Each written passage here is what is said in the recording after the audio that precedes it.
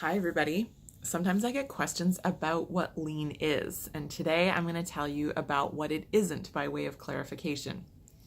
Lean is not being too short staffed to deliver the business result that your team is committed to. That's just bad planning. And lean is not cutting corners or choosing the cheapest result every time. And it's not about pushing to make people work harder. Most importantly of all, lean is not cutting jobs, and cutting jobs is not lean. Now, this is a little bit nuanced because some managers do use it that way. They will take a process and evaluate it and look for opportunities to streamline it by reducing waste. And then they'll say, okay, great, we don't need these people anymore. And they give them pink slips. They lay them off. However, there is a different way to do it.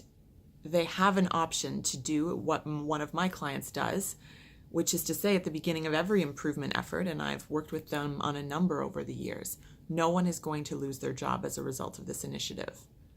And that's not to say that they have to pay them for standing around. If they find ways to make the process more improved and streamlined, and they no longer need, for example, 4 operators, they need three now, they can take that operator and give them something else to do. And that's what they promise, and that's what they come through on. And the reason this is so important is that it opens people up. It creates a culture wherein it is safe for people to participate in improving the line. They'll give their ideas. They will give their feedback and their honest participation. They may even get excited and start to feel ownership over the efficiency and the way that the line is running. And that's ultimately the point of the spark plug process that I designed especially for manufacturing environments. And when you do an improvement process and then use it to cut jobs, it's very short-lived because you only get that savings one time. Whereas if you work with your people and you let them know that they're with you and you're with them, you enroll them in the success of what you're doing and reassure them that it's safe to participate, you're going to get those savings and those gains over and over again throughout the years. And so that's a much better strategy in the long term.